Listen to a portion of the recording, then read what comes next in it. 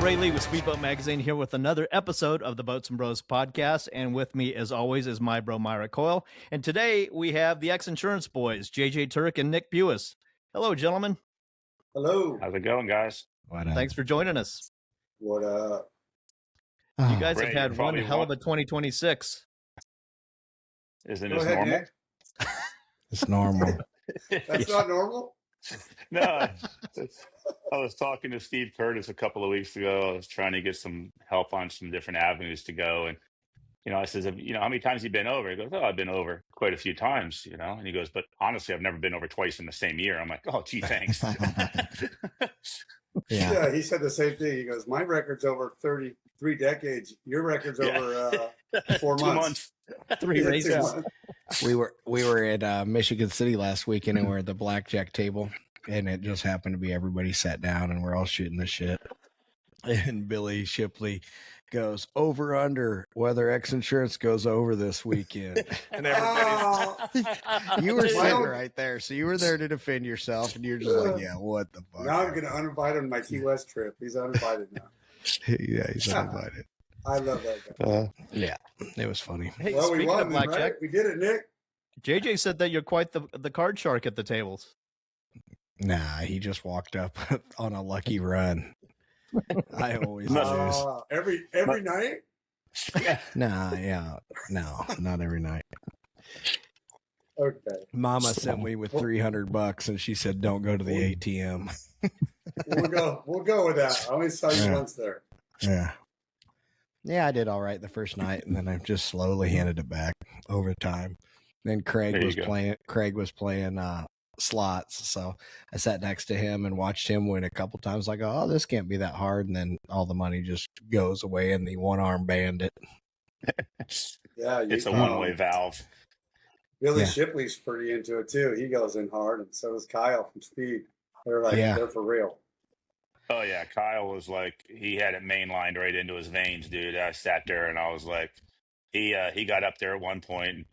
He we all got our superstitions, and no matter what we do, whether it's racing, gambling, drinking, women, it doesn't matter. But he got up at one point because there was an open seat came next to me, and everybody was on a big losing streak. So he gets up, he takes a whole stack of money, he goes over there, and he waves for Fallon to sit down. She's like, no. He goes, sit down. You're playing. I'll direct you. So he's at one end of the table, coaching her on the other end, and she made a couple moves he didn't like, and unfortunately she lost. She goes, look, hell, listen from here on out. And then he was trying to shake up the voodoo, you know what I'm saying, and break up the different amounts of bets and who's betting where, and but he was down pretty good. But he texted me early the next morning, and with there was a stack of chips that could choke a horse with, and I felt like asking, are you still there?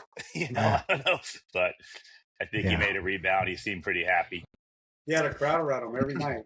15 people watching him. Well, the pit bosses knew him by name, so I'm like, you don't get the pit boss knowing you by name by winning a lot. You know what I'm saying? Mm-hmm. Yeah, it was fun. I had a good time. The first time I ever sat down and played blackjack with my wife and everybody. Really? That's cool. Yeah. She really goes into it. She usually doesn't invite me, but this time she did. So. That's cool. Understandable. Well, now I know why. Because she was at a losing streak. Every time I'd win, I looked over and I'd lose half my stack. Yeah. Let's rewind to the beginning of the season. Tell us about the St. Pete race and what happened there. Go ahead, JJ. Well, we got the boat down there. Hadn't been in the boat all season. We got in the boat. We were ready to go test, and then they held us back for 2 hours. And then the batteries went dead, and we got towed back in, so we never got a test the first day. So that was disappointing. And then Saturday we went out.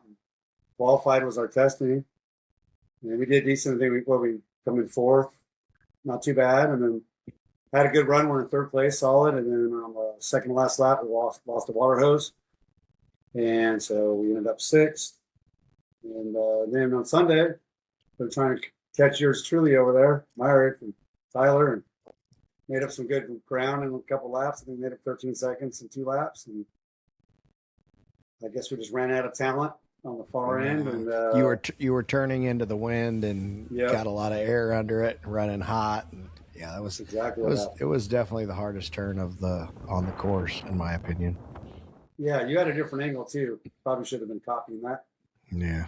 But we did a perfect barrel roll. Then Nick tried to get back in it. They kept waving us to slow down, and we kept trying to go. And then as soon as we slowed down, we sunk.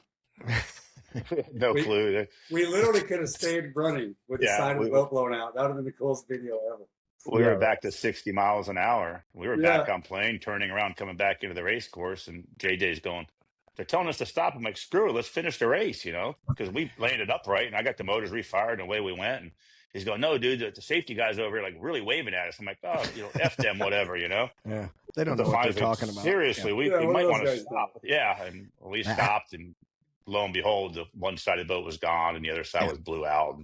That happened to Tyler when he got pickle forked. I think it was by Cleveland Construction and it would have been the starboard side of the 40, and he was still running and they were freaking out. And I think he might have finished the race. I don't remember it exactly. I think it might have been Clearwater, maybe. But anyway, I was also thinking about when you guys said that you flipped and landed on your wheels.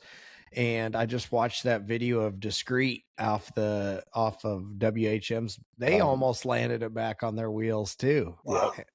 And that was quite the crash. Acrobatic. I mean, it went on. I mean, it was probably only 2 or 3 seconds, but it felt like you watched it for a minute, you know, up, down, over, around, and it finally was on its lid. Yeah. Like a kite. Yeah. I just saw that this morning for the first time, and I was like praying. I'm like, come on, you can do it. And I forgot it already happened. It was like I was watching it for the first time, and I'm like, oh, you almost said, oh, no, yes. Ah. Well, it's good. Them long crashes have you plenty of time to dissipate speed. Yeah. Grab your regulator. Yeah. Well, they those guys were moving though. Yeah. Oh, yeah. They had done a lot of work to the boat, and one thing that Adam told me that they'd moved CG and they didn't have any weight in the front, and they went as far as taking a bunch of weight out of the boat, and I assume it was through the air conditioning system and all that, because there was a lot of batteries in there for that when we originally rigged it as a pleasure boat, and that was the plan for Branton, and but then it became a race boat and it needed to lose weight. So I bet you they took that out. I saw titanium tailpipes, things like that. So they were really doing a lot of work to get that thing lightened up. And it looked good up until the shit show. But yeah, there was one other thing. Oh, Reese got knocked out, supposedly. I guess there's a crack in his helmet. And yeah, he was struggling. So and that it did rip the hinges off the hatch and all that stuff. So he said he actually gulped some water. Really? Yeah. Yeah. That's scary. Really scary. Yeah. But yeah, you got anything to add to St. Pete, Nicholas? No, I mean we got it. Fortunately, we got the boat back to the dock, and Gene and them got everything tore apart, and we kind of I think they pickled the motor from standing in the street. There was so much side. Exactly. Yeah. I remember driving by it, and they put the pits were badass there, with the streets and all that. I remember driving by and going, "Holy shit!" You can see the whole port bank of that port engine. So I could have charged for photos. There were so many spectators coming by and taking shots of it it's like a postcard moment. Yeah. I was one of them. I took a good video of it, and Mercury Racing boys were up there, checking it out and getting that thing, in tune, and it was just a pretty cool thing to see. I mean, not for you guys, of course, but you guys thrashed hard and got that thing together in time for the next race in New Orleans. How many weeks was it? Like 3 or 4? 3, 2? No way. It was 10 days. We had 10 days to get the boat done. Yeah, 10 days.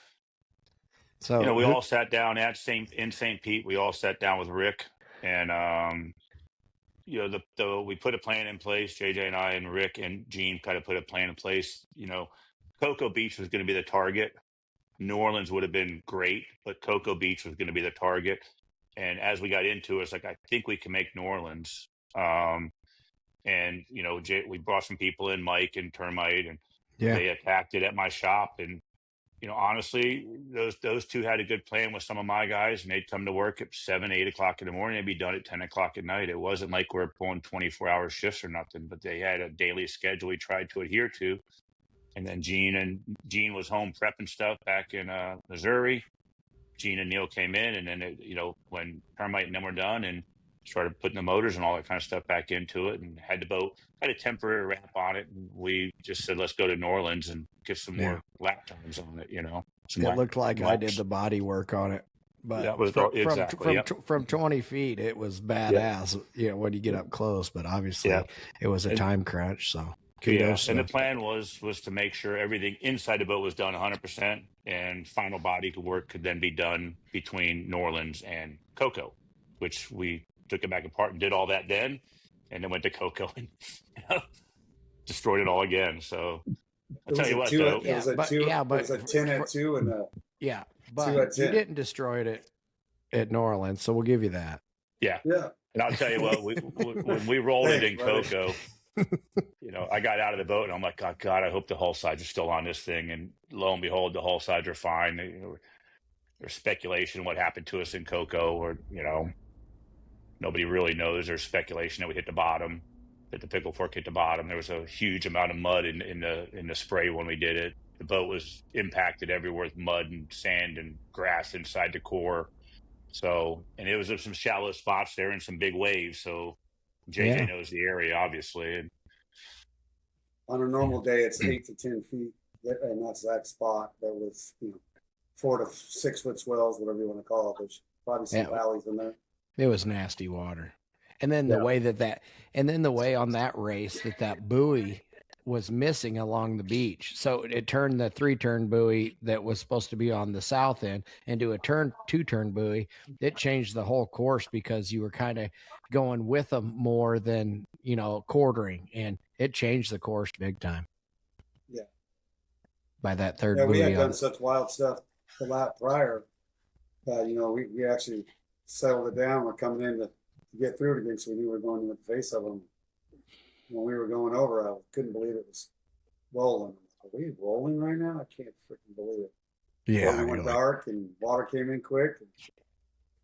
Yeah. Well, like I told you at Michigan City, it seems like on your crashes, the two that I've witnessed, it's like the nose is a little low and it just kind of rotates around, especially the one in St. Pete. But it bites hard.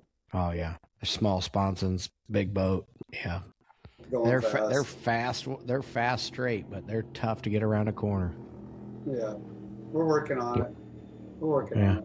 That's what Michigan City was. It was painful going that slow, though. Let me tell you, God beats you up. I've never got so slow and got beat so bad. But we finished. Boat was in one piece, and that's the key. I mean, So when I was leaving the drivers' meeting, Johnny's like, "That was smart.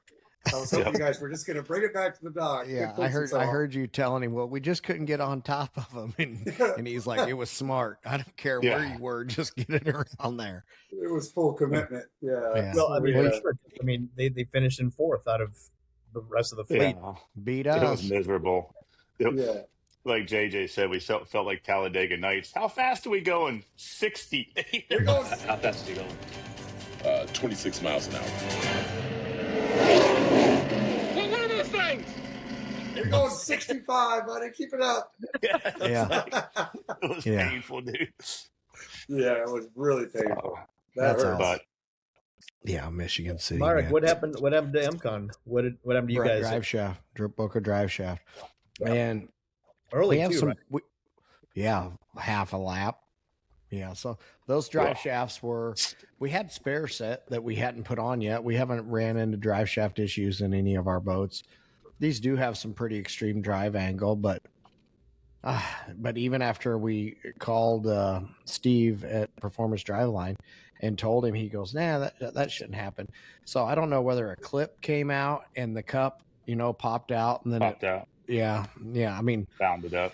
It's funny to say that, but back in the day, we used to put like a washer over the top of it and then spot weld the washer on to keep the clip from coming out. And maybe we were coming along after turn 1, we had made it through that shit show and we were going into them and we were zinging it pretty good, try to get it around GC.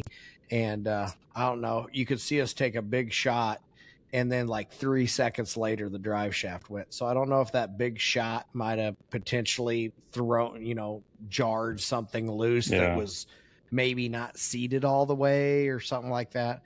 it's hard to speculate on, you think of just drive shaft, but then you think of all the real components in it. There's thousands of needle bearings, there's seals, there's clips, there's slip yokes, there's tube, so it's just a drive shaft, but it's a drive shaft is really thousands of parts, or at least 1,000 parts, because the needle bearings are tiny in those, every little cup that's there. So you don't know what happened. But, as far as the damage, Jake had built us drive line covers that it barely damaged the boat, with that drive shaft whipping around in there. It got the transom a little bit, but in the new M series transom assemblies, there's a bearing carrier back there that actually has fluid in it that the drive shaft hooks to. And when the drive shaft went, it just broke the ears off that. So then basically the bearing carrier that's in the M series transom assemblies bounced around in there. So then it fucks up the transom bad as far as the transom assembly. So input shaft on the drive, bearing block, transom assembly, so it's like, oh, this drive shaft that cost $600 failed, but it caused 20 grand worth of damage, kind of thing. Yeah. But I saw that you guys took that flyer, so I knew we had one coming our way as well. So I use you as a judge. I go, oh, we got a big one coming. That's similar to what we did in the 500 boat when we were coming around there, and we were just feeling that out because we'd never been in the rough in them 39s, and damn, they can handle the water, that MTI. And first time ever that I've ever been in a suspension seat in rough water. And holy shit, that is the coolest freaking thing in the world. Yeah. I've sat in them. I've sat in them. Immediately, Tyler and I were like kind of talking about things, and he's like, we need these in the class 1 boat, because a lot of our races are, calm, and then you don't even think about it. But then you think about the expense, and pretty damn expensive. Well, you guys had some time on those. You guys had time on those drive shafts, though, because I know you guys tested a lot with that boat for those arcs, right? Once you turn some laps? I'd say a couple 100 miles on them at most, maybe 200 miles. New boat, so now you know what to look for, right? Yeah. I'm just making sure, and biggest thing is making sure it's not going to keep happening, and kind of thinking about it, you think about a piston, and you think about the clips that go in there to hold your wrist pin in. You think about the C-clip, but then now you see spiral locks that go around like 3 times. You're like, do they make them for drive shafts? So you start thinking and start looking online. You're like, oh yeah, you can get a spiral lock. Yeah. So maybe that's stronger, maybe it's not. You really kind of, are counting on your drive shaft manufacturer to, because back in the day we were even talking about CV joints. Is it better, but we've lived this long on drive shafts. We just need to make sure they don't come apart. Yeah. That sucked when I saw you guys go down. I knew that was disappointing for you guys. Yeah. I mean, I felt that was your testing ground for the rough water. I felt we had a second place boat, maybe, I felt we had a podium boat. The little boat does good in the rough. I mean, I got some pictures from John O'Neill that was watching it during qualifying, and there was one of them. I'll show you guys. I mean, I was like, damn, that's how they're supposed to look. But anyway, you guys can go ahead and keep talking shit. Yeah, it was looking small in the water, Nick, with those big swells. Yeah, you barely see just the canopy. And the whole boat would disappear, and I know. I actually went out I was going to look to see what broke, and I went on the back of the boat, and this big old, 4-footer rolled over the back, and my shoes got wet. I'm like, well, it probably wouldn't be a smart idea for me to open this hatch and just literally. So. Oh, wow. Yeah, nice and flat. And that was qualifying. Yeah. So it wasn't nearly as rough as the race, but because as the day went on, it got worse. But no, felt good. Obviously, but the 39, what I was going at before is Lake Wiley had done the same thing, like you were saying. They had took a big flyer, and I'm like, easy, and telling Tyler, watch out, because then we lost sight of them, and I was like, oh man, I hope they didn't dump it, or because you lose sight of the water for so long, and you're right around those buoys, you're kind of following each other because quickest way around is the closest to the pin as you can. So Yeah. Anyway, they didn't screw up. It was EWB and Supercat that screwed up that stopped it.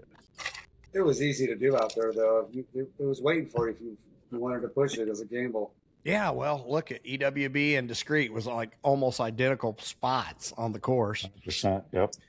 Yeah, and Rusty blew the ass end out of Say Less. Say Less. Yeah, the little boat, the 32. Yeah. What Yeah. happened there? Did he just hit it? I think it was a previous. I mean, he always says that when I run into other boats, I always run into it on his side, and he said that we had a crash there with another boat previous. So, anyway, like from years ago. Yeah, I mean, a lot of the time, so you'll hit like this, and then the back ends of the boat will come together, and it'll do one of those, and the damage more. The second hit actually is just as much damage as the front, you know. So, and I can't recall, you know, if it was damaged there, but we had put a whole new bottom on it at the shop, changing it, and it's basically a lot of mud and. It's all fair, but you know, and we got rid of the notch and all that. So I was excited to see him run out there. But then they're saying that we're taking on water. I heard on race control. I'm like, fuck, the bottom came off, you know. So I was relieved. I was relieved to see that it was the side and not the repairs that the guys did. Yeah, so. Right. Yeah. What I was sweating, I was like, for sure, this is something that we just did within the last couple of weeks, and they pull it out of the water. I'm like, look, it isn't what we just. It's a new one. Yeah. So. Yeah, they've had some big repairs last, kind of like us, Nick, right? Yeah, he had both of them. And when it came to race time on both boats on Saturday, they were both broken. So. Oh, jeez. Because he had on the 500 boat, starboard. What do they call it? Midsection, where all the bolts go. There's 3 bolts on top and on each side, or 6 bolts on top, and then one big one that goes in the side on each side. But they had broken one so bad that it cracked the oil sump tank that's in the bottom of the outboard, and then the oil was leaking out. We thought they had a fuel leak when they came back to the crane, but it was actually oil running out of the engine. So at that point, disassemble. Yeah, I saw it in the water at the dock.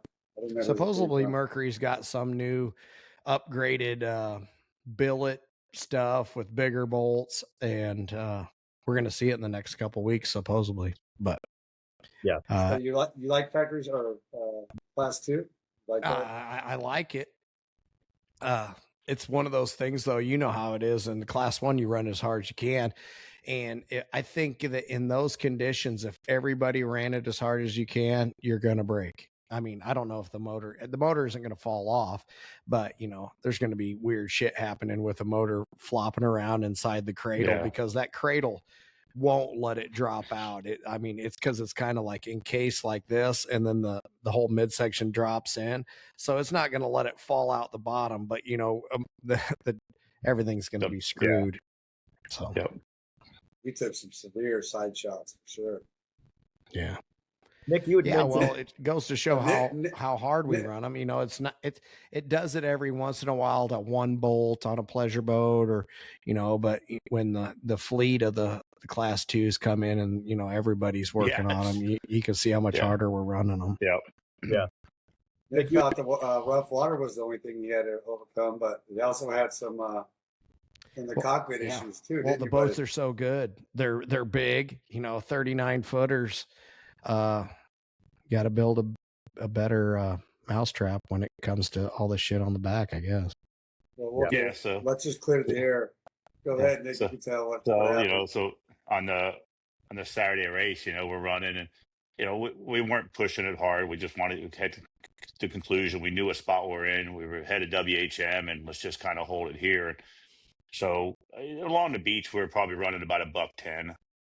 And then the last lap, when over on either side, Discreet went over, they called the red flag, you know. So Gene's on the radio, hey, red flag, stop. Well, we're in there buckled in, as you guys know. We got Han's device on, and you can't move your head. You can't see much. But I'm slowly coming off the throttles. So I'm coming along the beach, so I'm just going to decelerate a little bit, trying to get closer to the lighthouse at this point, because I knew that he had went over on either side. And I could kind of see out of this peripheral vision of my right eye. I'm looking at it, and JJ's fidgeting a lot over there. I'm like, what the heck? But I can't see because I went to Hans device. I'm like, what the hell's he doing?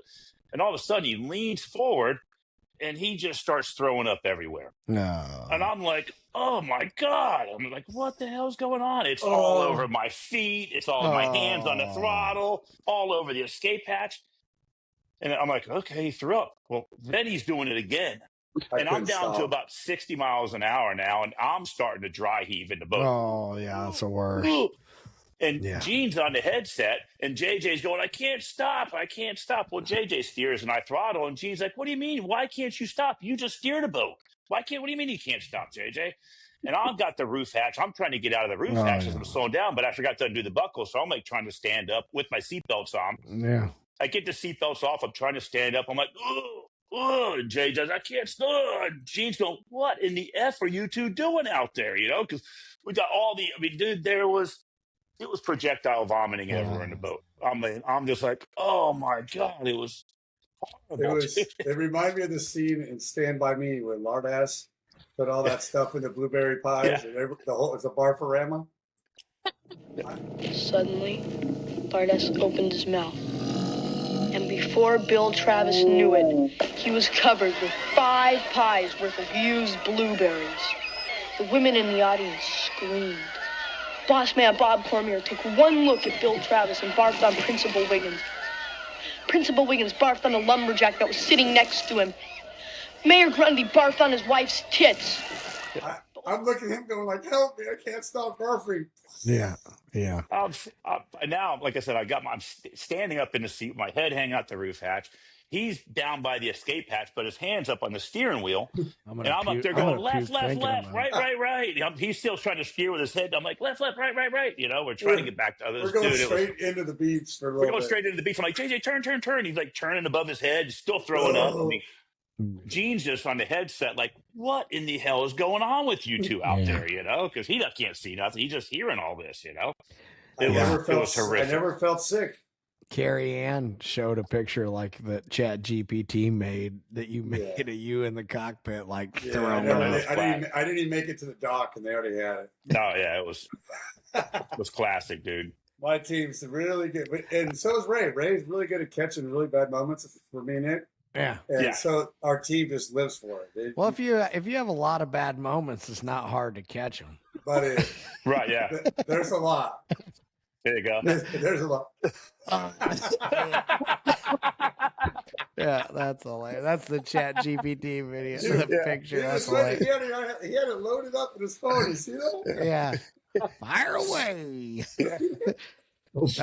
It happened to me one time, and we were at the Fort Lauderdale Air and Sea Show. It was an SBI event, and me and John Price were in the back, which we're not even supposed to be there, but we were launching out of TNT. So Johnny's like, you guys want to go? And I mean, he's like, it don't matter if there's 400 pounds in the back of it. It was the 46 skater of Bacardi Silver. He goes, it don't matter if you guys are back there. And we're like, okay, yes, for sure, we're in. But we didn't have intercoms. We just had helmets and our life jackets on. And we didn't even have air bottles. I mean, how dumb were we, going in a boat race for SBI? And me and John Price are in the back. So during the deal, So this is during a race. During a race, we're in the back seat. So there's 4 of us in there. Obviously not supposed to be. Right, yeah. I mean, it was like DF Young was out there. I mean, it was a legit badass unlimited race. And it was when DF Young, I think it was a platinum or something like that they had for a few years. But so waiting, there was like a pause for the Air and Sea Show going on. And we get in these big rough waves, and Dave and Johnny get out of the boat. And like, we're going to stand on the deck of the boat because race controls come on and said it's going to be like a half an hour. But since we weren't supposed to be in there, we couldn't get out of there. So we're just sitting in the back of the boat, bobbing around. You know how it is out there on a rough day. It's like 4 footers. And then, but we did have the back hatch cracked. And then we went, so it's like, okay, get ready. We got 5 minutes, start your mill, blah, blah, blah. And it had 116 in there. You know how that race fuel smells. He fires it up, and we got like a big waft of it into the cockpit.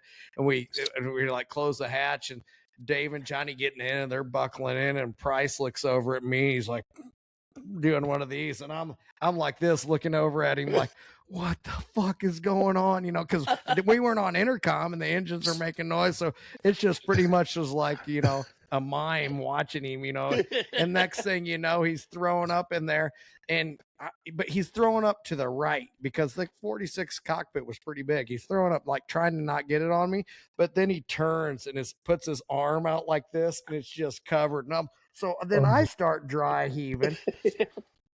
Johnny turns around, can't communicate with us at all, you know, because we're not on intercom. What's that? And he sees Price back there throwing up. So then he's hitting Dave like he's saying they're puking, you know. And so then Dave turns around at me and, you know, eyes watering, dry heaving because freaking McDonald's is all over this Price's side over there. And we were so dumb. We thought it was so funny that we're being in the race. We had the orange like spare helmets on, and then we put white shrink tape on them. We wrote Maverick and Goose on the fucking top of it was fucking hilarious. I mean, and then race is on, you know, Puke's rolling around with us the whole freaking race. And it was like SBI, there was like at least 80 or 90 miles, you know. They were some serious long races. I remember looking out the window at like all those soldiers or airmen standing on those aircraft carriers watching us thinking they don't know what the fuck's going on inside this thing. Right? We did the race. So we're doing the race, and it comes down to like the last lap where we're still battling with DF Young, and we got him right at the end. But it was riding along during an offshore race in the back seat when you're not even. Imagine that we actually had a crash if the divers showed up. Like, look at all these people in this fucking. Yeah, it had to be. I don't recommend that experience to anybody. It's not good. Yeah, it had to be like 2003 or 2004, something like that. Mark, so I'm in the driver's meeting, and I'm across the way from Stephen Kildall, and you know he got sick in Cocoa Beach. Okay. Yeah, it's first time ever in a boat. He's been racing since he was a little kid. And I look over and I go, Stephen, one of the same club together. He goes, what do you mean? I go, I threw up everywhere. He's like, will you please post it? Because I'm the only one getting trashed this year, and I need a little like cover. I'm like, don't worry, my guys will. Sure, it's already posted. Yeah. Yeah, I remember thinking, oh, we're going to have to clean this up. And we got back, and Price was so freaking upset about it, like embarrassed and upset. He had the seats out, and he's in there mopping up. I mean, we're still going back to TNT to pull the thing out of the water. It was Do you remember funny. when I was talking to you and you're like, yeah, we never eat right before a race? Yeah. Yeah, I ate 10, 15 minutes right before the race. Yeah. I ate. Oh, Yeah. I had a salad, shrimp, and a pork slider. Jesus. Not like just a little bit of everything, but it didn't end well. Yeah, it's funny. It's like the crew gets their food every day, you know, and you look at it and you're like, fuck, that looks good. And then it's like, ooh, it's rough. I mean, I think I could eat if it was calm, but that whole shaking it up. You know? That's what happened. It only made it about this far and everyone down. Yeah. Tyler was actually getting seasick, and I don't know which one it was, but we had to sit out there and it was in the 500 boat because Good Boy had taken forever to get out there for some reason. I mean, to where race controls on there, like, are you coming? You know, kind of thing. And I think then they came out of the cut. Then they're like, holy fuck, the waves are huge. And then it takes you 10 minutes to come down that back stretch because you're going into them for so long. But anyway. Yeah. I opened up the hatch because I knew the crew was going to be so mad. It was like a murder scene, basically. Yeah. So I opened up the hatch and I just was. Douching it with at least it was fresh water. Buddy, I got like 70% of it out of there, but it was in the seat, the throttles, it was in our full suit, it was everywhere. Okay, let's change the subject. Yeah, right. Yeah, anyways. So Nick, good thing you weren't there, Ray, to take a picture of it. Yeah, I know. but you guys had AI for me, so thanks for that. Yeah. You guys came from Mod V, which you guys had a very successful career, which I assume there are some of the trophies behind you. What's it been like going from the Mod V race boat into the Class 1 ranks? Definitely a huge learning curve for JJ and I both. Obviously the speed is tremendously more. You're, 40, 50 mile an hour, 40, whatever it is, difference depending on the race. Fortunately for JJ and I, JJ had a lot of experience in the Class 5 and Phantoms and various different boats through the years, so he was extremely comfortable. Our first race, we jumped into the Mod V together, never tested it. We went down to marathons where they delivered the boat to me, and JJ and I jumped in it and just, hold second place in a marathon. We led half the race too. Yeah, it was funny because, I came out of bracket racing, the 700 boat with my son, obviously, and that was a 60 mile an hour, couldn't go over 60, so you break out. So we get this Mod V delivered from Britt Lilly, and we jump in the boat to go test it down there in Marathon. And there was a piece of duct tape on the dashboard, and it's got 5,600 with 3 exclamation points and magic marker. I'm like, what the fuck does this mean? And he's like, well, you can't go over 5,600 RPM. I'm like, so I'm bracket racing with a tachometer now and all these engine specifications that I got to deal with, and a crane and fuel and weights. So anyway, we get out there, we're racing, and we took off great. We led 3 laps in our first race in Marathon. Well, the boat got a little lighter in fuel, and then on the aim system, it's got all these red lights on the top of this thing, and I'm like, and it's telling me I'm going over 5,600 RPM. I So kept pointing. I'm like, JJ's pointing at, I'm like, fuck. So I pull out, and, we'd out accelerate Steve in the corner, and then Steve would go back in the straightaway because I'm pulling back on the throttle. So I get done, and Britt's like, well, how was I? So it was great, except I picked the wrong prop. He goes, what prop did you have? And I said, well, I had the one you told me to put on it. He goes, you couldn't have went over the RPM. I said, well, all the red lights were on the dash. He goes, oh, that's normal. Just disregard those. So I'm like, what are they for then? You know what I'm saying? I mean, the red lights. Danger. Yeah, exactly. Yeah. So we learned that, and we kind of readjusted the aim system for our own liking for, cautionary measures. But the boat, obviously the Extreme, the Lily, whichever you want to call it, I had a lot of, options over the years to work with Mark Spates, worked with us at Stateman, who built the Extremes before he passed away, and then Britt wound up with him. And this was the boat that Britt and Amanda actually laid up while Stella was still, Amanda was still pregnant. So there was a lot of, and there was a lot of stuff that Britt put that family put their heart and soul into this boat. And it showed. I mean, the boat is an absolute animal. And he built something that, it's funny because JJ and I did great in the boat. We won the world championship, the national championship, which put us into the world back to back, and then put us into the Hall of Champions. And then, Dustin had bought my son's Class 7 boat, and then Dustin wanted to buy the Mod V. And one of the stipulations Dustin had was Owen was to come with the boat. So it was great. We pushed them over into it. They've been fortunate enough this year to get some checkered flags.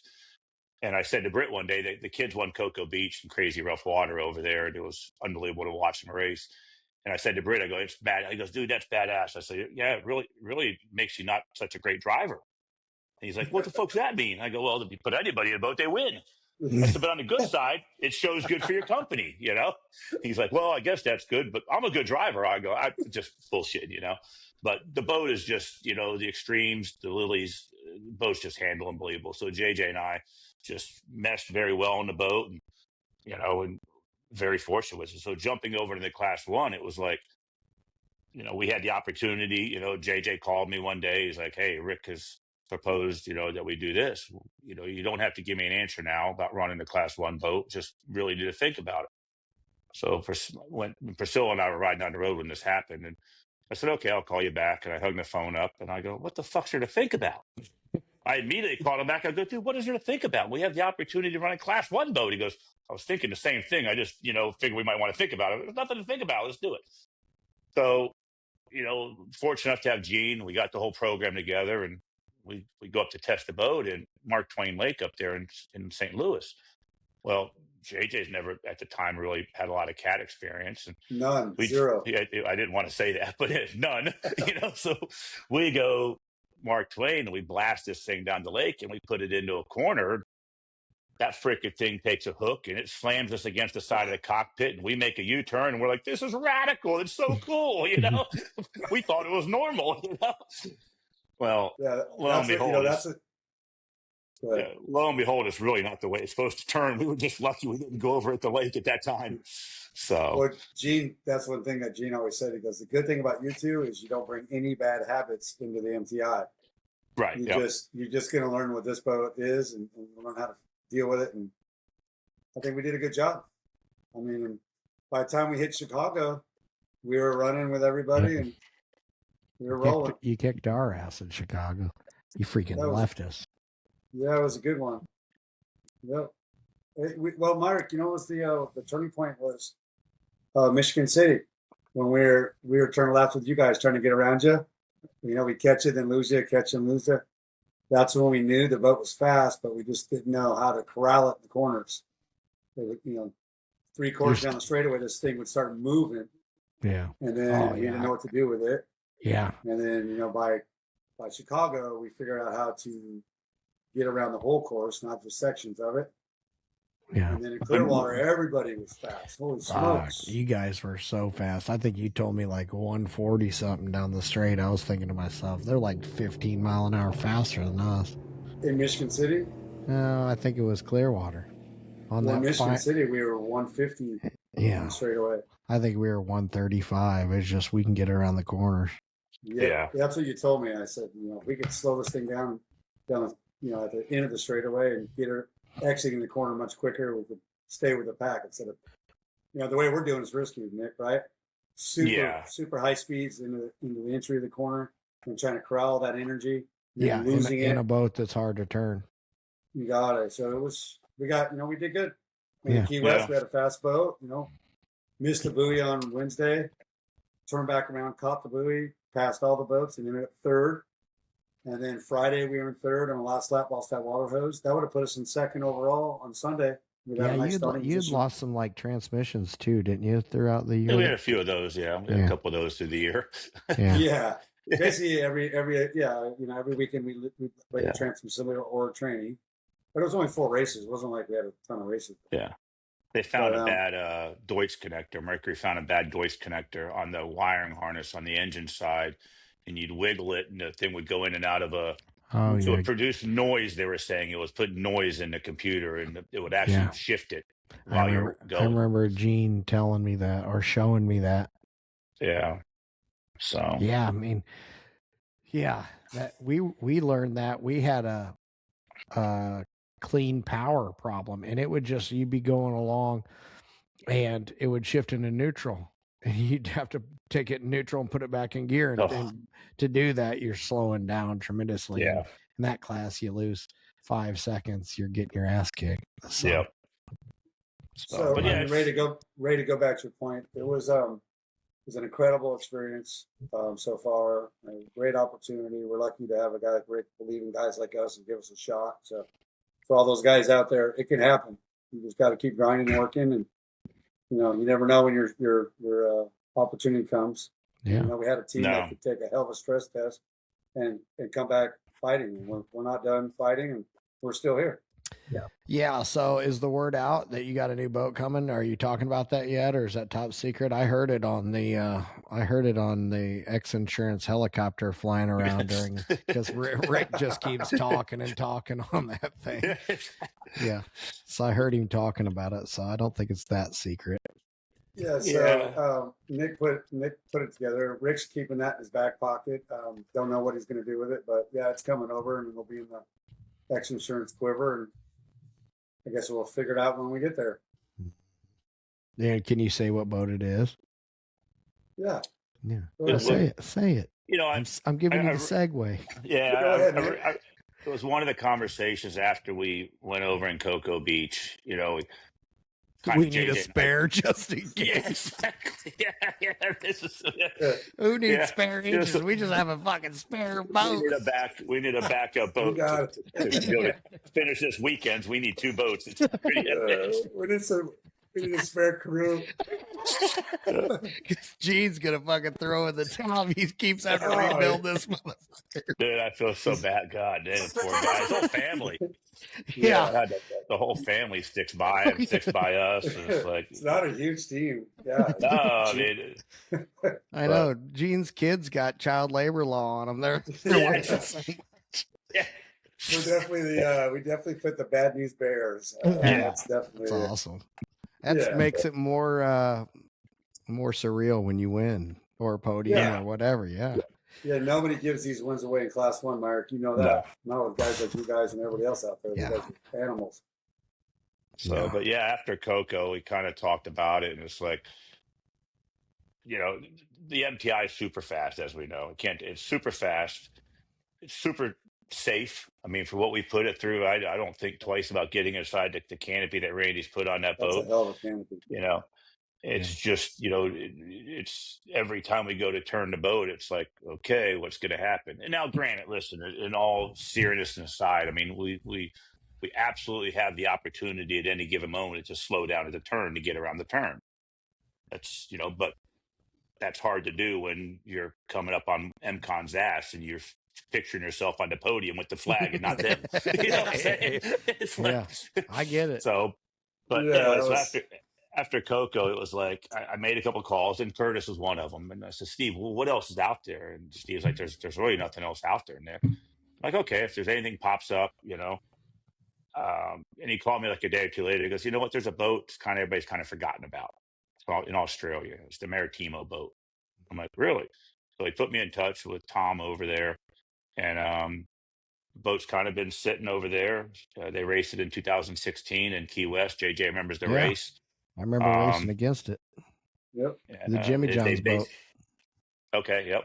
And it's basically been used over there once a year. They put it in a boat show for the Maritimo factory. It's a Tenkara built boat. It's not a Maritimo, but it's raced under the Maritimo family, and it's just been sitting over there. And you know, so we put the deal together, and it's on its way here. Hi, Missy. Yeah. Yeah, Miss. They're saying hi. They see you back there. You didn't know. She was in a bikini a second ago. Now she's sweatshirted up. That's why I was waving. She saw you perv. She saw you pervs on the screen. Yeah, you're in it. But anyway. Yeah, so Maritimo boat, which is a Tenkara, which is like one of those beautiful round, you know, I mean, Callan was a Tenkara back in the day. Jolly Motors. I'm trying to think of more Tenkaras. A lot of them. They took really good care of it too. It looks like from the pictures. Super, yeah. Nick spearheaded this whole thing, you know, and Rick, but the canopy's all updated. It has all the new specs, suspension seats, tunnel tab. It has. Here come them suspension seats again. Tyler's going to hear this, and I'm going to be bolting them in. But you know, we're focused on the MTI. All the work and time, energy, and money's went into that. So we're going to go and try to put some value back in that.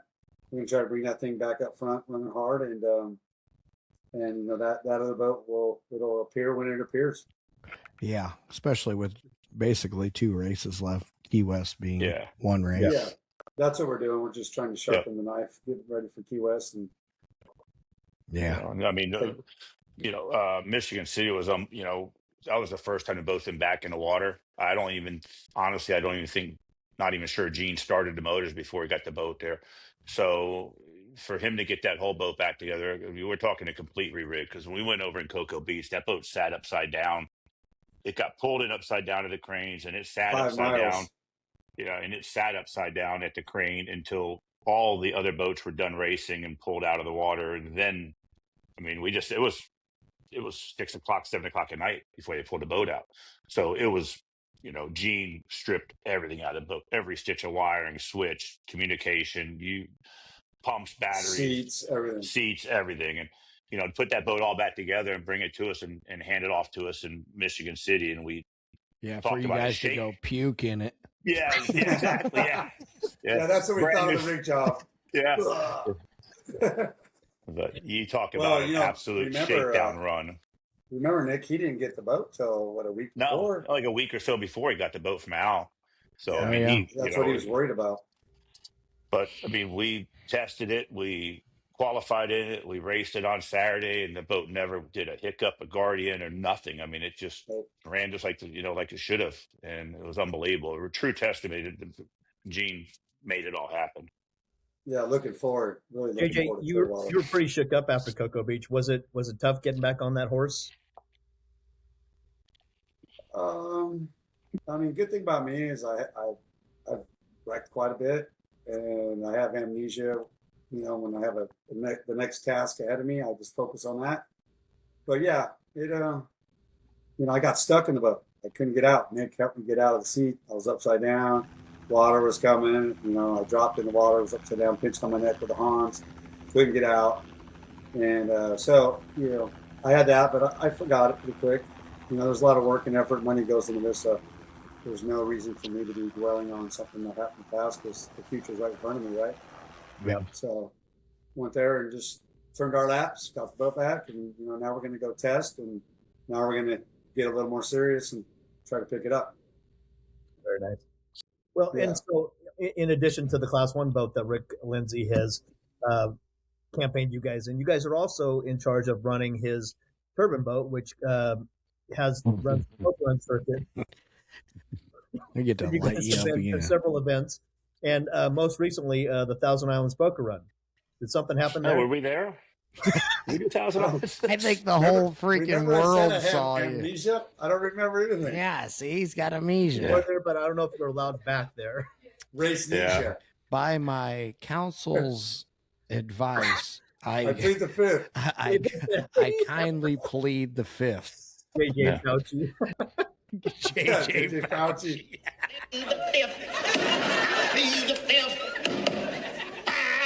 One, two, three, four, five. Hey, I've been in that situation before, and I looked. We were actually in the judges' quarters with Dave Scott and all this when we went through a congested area in speeds of excess of 120 miles an hour. I think the ticket said, and I was like, man, I was on the wheel. I don't have any control of the throttles. Amen, brother. All right. Yeah. Tell us what Yeah. happened. Go ahead, Nick. It all, There's your Well, time to shine. To This your is side it. of the story. we arrived at the event on Thursday. We're fortunate to go out there and run around. The weather was bad. So Friday we went and just tooled around a little bit with the turbine, went out to a really cool spot and did a raft up. And I think we were rafted up probably with an entire college dorm next to us, and super cool kids we rafted up with and hung out with everybody. And then, the next day it was raining and there was a rain delay. We didn't get to actually do the driver's meeting. Somebody went there, and then because of the rain, they opted not to come with us. So JJ and I were kind of sitting there in the JACO, the XINSURANCE RV, sitting there waiting till they were going to call till the rain passed. Or if. So if they're going to make the rain happen or what have you.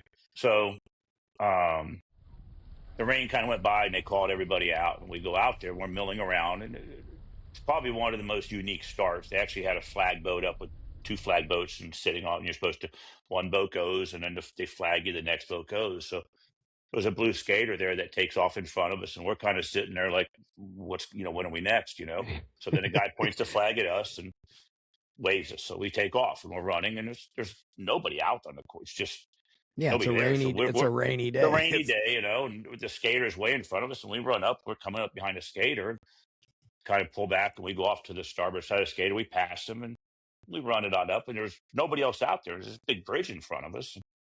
So we get to the bridge. We're running 160-ish, and slow down after that because that's the town with A Bay. We're supposed to stop. Now, to give you an idea, from the time we came on plane until the bridge was about 9 to 10 miles. So we're on plane for a total of 5 minutes.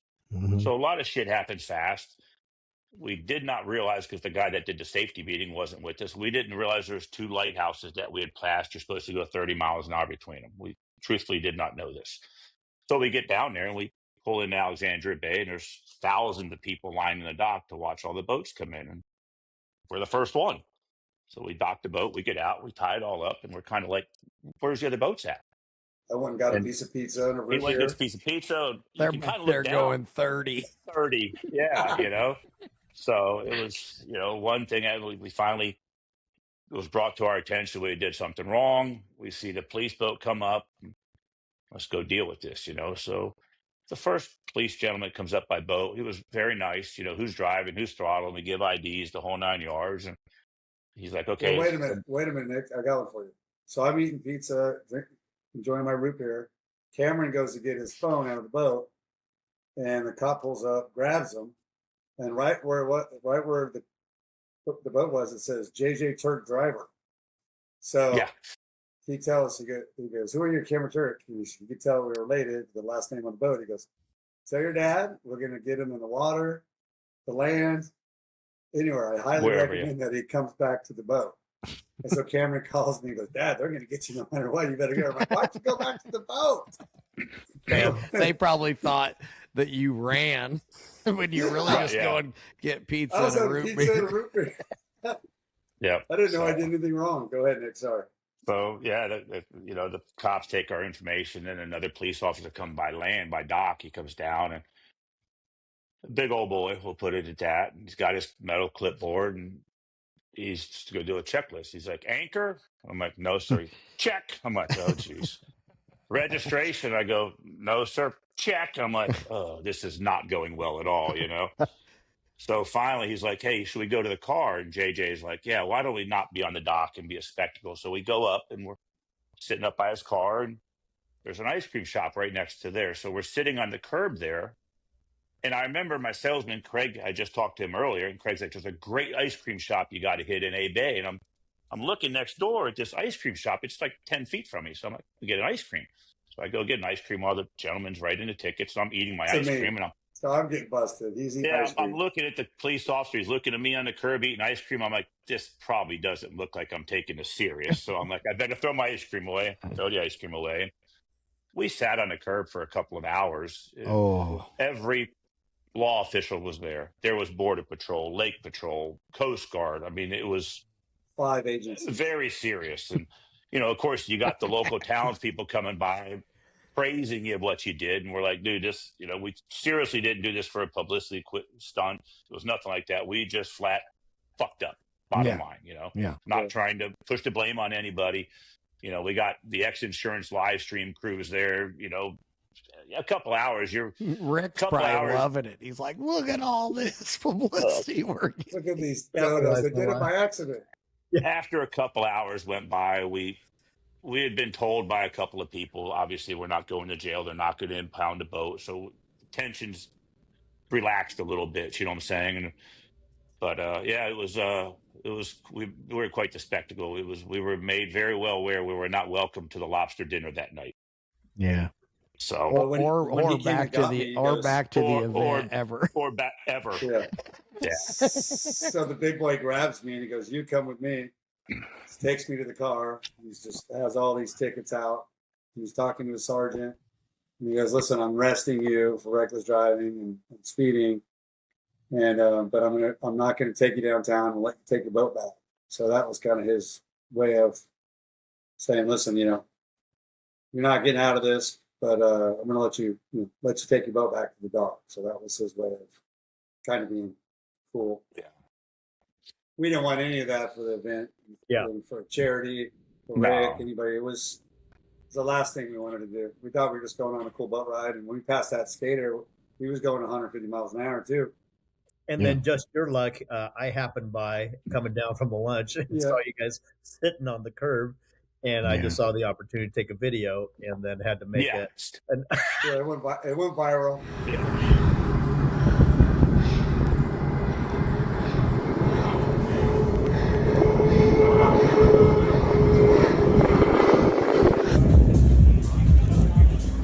Yeah, listen.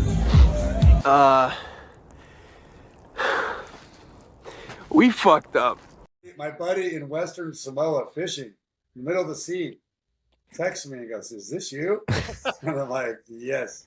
Yeah, I heard it was like on a lot of big news channels. I never witnessed it other than, It was, I heard it was in Las Vegas. Yeah. JJ and I were talking and I thought it was going to be on TMZ.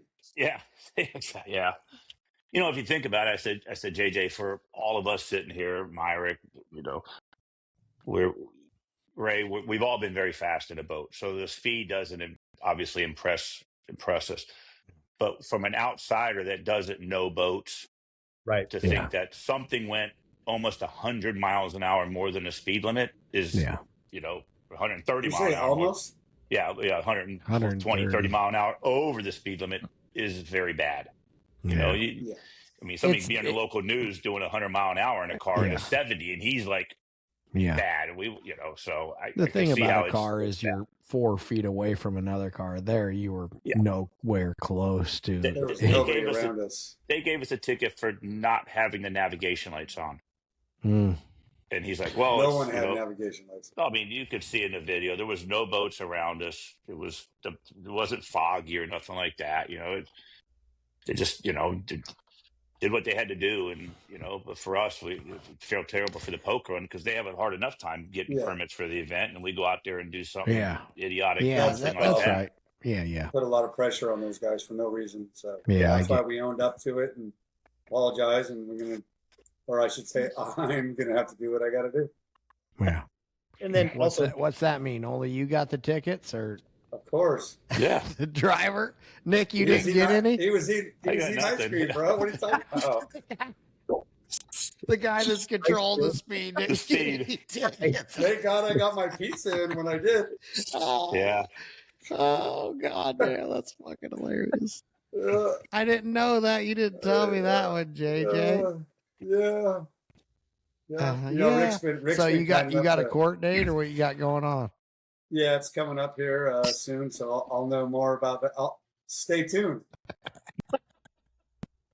I'm trying to figure out how to make this into a good thing later on, and try to make it to where the platform of this high-profile ticket will create more safety and maybe be a better thing for the run and charity. Yeah, that's the only way I could really. Didn't Rick Lindsay donate $5,000 because of this event to the event? Yeah, I mean, I think he was already donating and doing stuff for the event anyways, behind the scenes. He doesn't talk about stuff. I just think he put that out there to let people know that, we made a mistake and we're willing to try to make whoever got hurt out of it or obviously nobody got hurt out of it, but obviously the run for permitting and things like that. Yeah, I get it. Yeah, there could have been a lot worse things happen, a real accident or something like that. But and we're racers, right? I mean, we get next to a skater going 100 You're in miles a turbine-powered missile. And there's a skater that got a head start on you. What are you going to do? There are two dummies in the boat. That's it was. I mean, they had the course very well laid out. There was flag boats. I mean, there was this is your. I was like, how cool! They got a tunnel it was like an extra long shootout range. You know what I'm saying? Like, this is awesome. Oh, and I forgot to say, we had a guide in the boat that was supposed to tell me and guide us where to go. A young kid that fishes every day. But I think he just got locked up in the speed, and he never said a damn word. Yeah, So we had. There was a younger person. There was more people in there than just you two. Yeah, it was me. It was Cameron. It was Shannon, and then the young kid that we befriended. Oh yeah, my mind forgets it's a different boat than you're normally in. So it's a Mystic with the big canopy instead of a 6-seater. Six-seater, yeah. Yeah. The day before there was. Well, did you smack that kid in the back of the head and go, "Hey, how about that we're in a 30 mile an hour?" Right before we took off. Right before we took off, I told him, "Hey, get his headphones on. Make sure you turn his volume up to guide us," because we had heard about another boat that had an incident with the ferry and cables, and I knew there was rocks. And me and Nick have already damaged enough of Rick's stuff this year, so I'm like, let's keep this, keep it clean. And everyone gave a thumbs up, and as soon as that thing dropped, we just all the brains went right out the window. I think the poor kid, he runs around in probably a 25, 30 mile an hour boat. So so he's like, from go faster. Clayton to Alexandria Bay if it's a 30. Well, from Clayton to Alexandria Bay, probably to him is usually a 35, 40-minute ride, not 5 minutes. So I think he just got overwhelmed. Fast. I mean, literally, we were on plane for 5 minutes. But again, we should have known better. We should have, but can't turn it back now. I just got to make the best out of it, unfortunately. Well, I'd say good luck, you two, but good luck, JJ. JJ. Thank you, Mark. 'Cause Nick's never even said that. Yeah. JJ driver. Yeah, Driver. was. Ex-driver. Yeah, extra. XX driver. XX. Oh, Yeah, that's Rick, painful. unfortunately, Rick's driver. I like Yeah. that. You like that?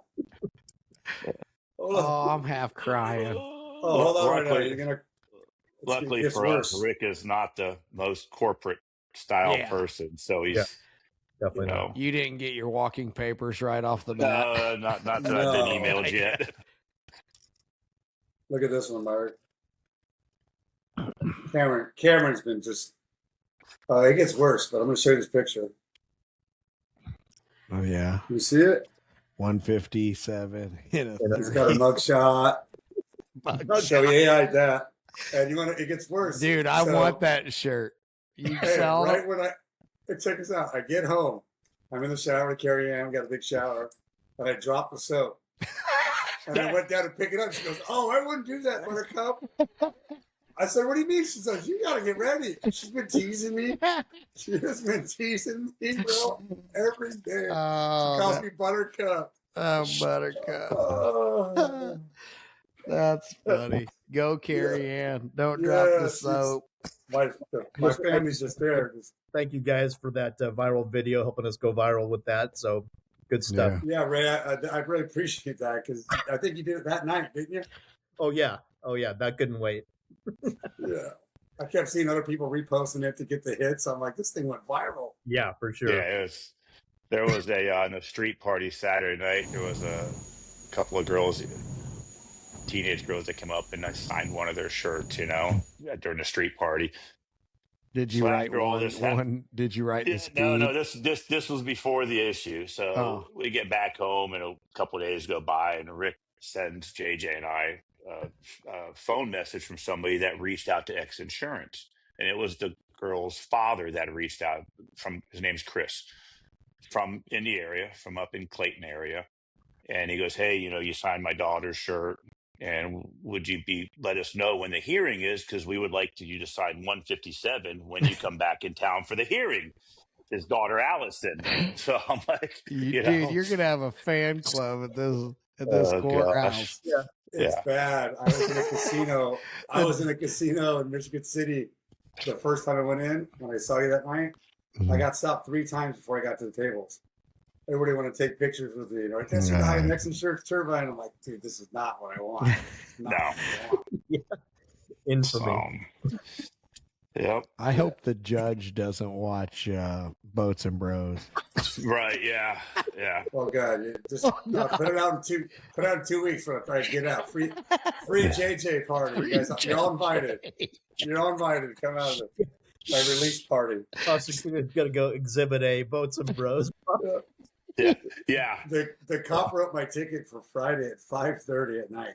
Oh. I'm like, you know what that means? Yeah. Oh, yeah. for I'm going there till Monday morning. You got early release Monday morning. I'm gonna do you a favor. Mm-hmm. But yeah. Good stuff. So the rest of you guys have Clearwater next, and then closing out the season with Key West. What are your plans? We're trying to get the boat back where we were on that. Yeah. That Key West we really started to get a feel for the boat. We actually were running it with 0 weight in the boat, and we got the fuel situation so we could run least amount of fuel we could run in it. Started running big wheels and high rake, and we started turning some pretty fast lap times down there. From what I was told, we were up there in the top 3 as far as fastest lap for the week. We just had one of those races where we couldn't get through traffic, got parked by a couple of V-hauls, which is ridiculous to run Class 1 boats in Key West with V-hauls. I mean, it literally cost us a spot on the podium. It was the scariest part of the whole weekend. And I remember even Mike Howe came up to me. He's like, "Jesus, what are you doing?" I was like, I can't tell where to go. No. When you're going 30 mile an hour faster, where are you going to be? And let me tell you, after all that work we did catching everybody, and then to get parked by one of those, and they shortened our laps down, I think it was supposed to be like 14 or 15 to 8 laps or 9. once we had that bad start, we didn't have a lot of time, and then we got parked. You know, when I was passing those boats, it wasn't like I was like super happy with them. Yeah. You know, Yeah. I wasn't giving them. I was giving just enough, not any extra, because they had Yeah, cost you catch they one of cost them in us a corner. 4 laps of work. Yeah, you in catch harbor, one of so those one in a harbor corner. trip. It's tough. Yeah. And You're the speeds exactly are right. completely different. The arcs and the turns are different. You should never run those boats. And I love those boats. Those are my favorite boats, actually. Yep. Yeah, Yes, it'd be that's- different if they ran us with. I mean, and I know you don't want to run Super Cat at the same time as Class 1, and there's both people that switch over, but when there's such a difference in speed, it's tough. Hell yeah. I think they would have been better to run those with Super Cat than us. Yeah. Oh, I Yeah, agree. A little closer in speed. Yeah. Yeah, Yeah. much closer. Yeah. Yeah, we caught them quick. I mean, what did it take? 4 laps? And we Yeah, like Yeah. 4 Hopping laps, we were on them. We got stuck right in the corner of Yeah. the harbor turn with them, and it was like, you don't even realize, unfortunately, what you're coming up behind until it's Yeah, you too can't late tell. to You see just see a rooster tail. You just Yeah, see exactly. whitewash. huge rooster tail, too. Yeah. Yeah. Yep. Mark, But what? yeah, so we're looking to not wreck. Yeah. Obviously, There's a good one. There's well, the that goal, boat has and then- been crashed there previous to you guys. So Yep. has It's the had a boat couple- gained any weight through all the repairs, or has it lost weight, or I what? don't know what its weight was, Nick, when it came Yeah. from overseas. I don't know when it came from overseas, but we're probably one of the heavier. I shouldn't say. I think we are one of the heavier ones out there. I mean, I could tell you. I was telling JJ the other day when it went in Key West, it was the guy was operating the crane, lifts the boat up, and he goes, "Woof!" And I go, "Yeah, she's had a pasta breakfast this morning." Because we don't have to worry about coming out on the light side. That's for sure. Yeah. That's But, why getting when Gene got the fuel to where we can run it so low, then we could get the boat where we run it with no weight in it. That's when Key West it was actually running well. Coming. Yeah. We made a couple bottom changes through mid-season last year. We all agreed upon the boat was fast, and then talking to various different people. There's Randy, Kent, Johnny, Grant, Britt, everybody that's driven the boat. It seemed the consensus was having a problem getting around the corners. So we kind of all went to work on making the boat corner a little bit better. And that was right before Chicago. The first time we made our bottom changes to the front of the boat was in Chicago. And, we noticed a big difference. The boat was much more handleable through the corners. So on a normal race, St. Pete, when we went over, it was rough. Cocoa, we went, again, we're not sure what happened in Cocoa, but yeah, all the fingers seem to be pointing out we hit the bottom of the ocean with the pickle fork and ripped it off. So at that point, you can't blame the boat at all. But I can tell you, it fills up with water really fast when the sponson's gone. Yeah. Rusty and Chad had it wasn't much of anything, and that thing was full up to the top of the deck in the back. Yeah, thank God it didn't get those new motors. Yeah. And when it's not full of water and you drop, for anyone out there listening, unfortunately, if you do roll over, bracing is very important because the impact of the wreck didn't hurt me, but landing on my neck, releasing off the seatbelts did. And so, that's something. Be prepared. It's not what you think. Yeah. I couldn't imagine what Adam and Reese just went through with no lid. Yeah. That's why I was first one over there. I'm like, oh, I'm so glad you're all right. Yeah. He said he felt water. I'm like, wow. How could you not? Randy did the same thing. I mean, here's two boats. I could barely breathe with the regulator once I landed on my neck. I could barely squeak air through that thing. I mean, here's our MTI that went over with Randy, and the roof hatch was gone when he landed. It was a 2-point latch with hinges.